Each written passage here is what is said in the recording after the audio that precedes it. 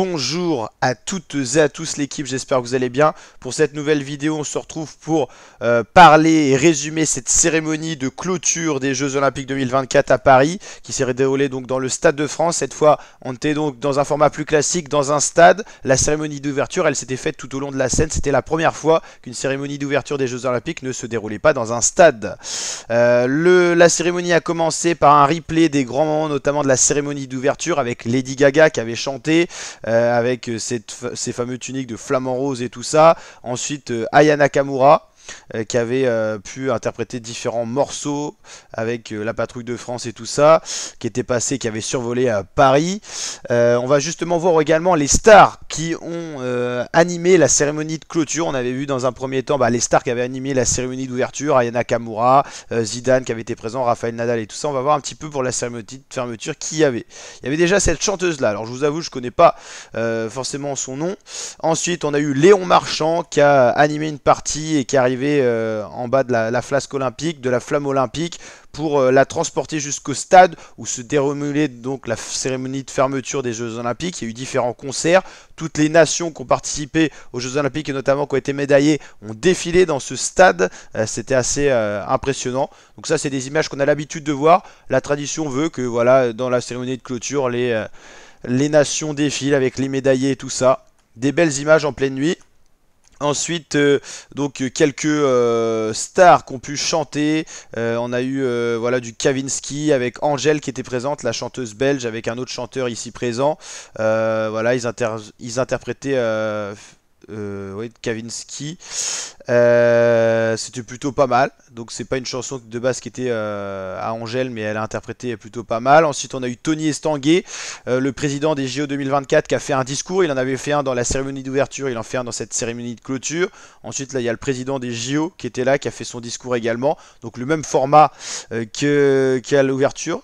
Ensuite on a eu Tom Cruise qui a fait une petite scène qui était sur le stade de France, voilà, qui est parti emmener la flamme, enfin le drapeau plutôt olympique aux States. Justement il y a eu quelques concerts avec Snoop Dogg, avec le fond Los Angeles 2028. Snoop Dogg qui était venu à Paris pour les Jeux Olympiques, donc voilà une star qui a animé un petit peu ça. Donc là on était déjà dans la transition entre Paris 2024 et Los Angeles 2028, vous l'avez compris. Donc voilà, qui a interprété ses titres les plus connus avec Dr Dre et tout ça. Ensuite on revient en France avec Léon Marchand et la flamme olympique, une chanteuse qui a interprété un titre. Et puis en fait après c'était déjà le plateau débrief. Voilà, Nelson Montfort qui a animé ces JO. Lui il est vraiment associé en France aux Jeux Olympiques. On a l'impression de l'avoir toujours connu. Et puis il y a eu les grandes images avec voilà, des médailles qui n'étaient pas forcément attendues. La seule médaille en athlée qu'on a eu, Samba Dadiana ou un truc comme ça, qui a eu la médaille d'argent.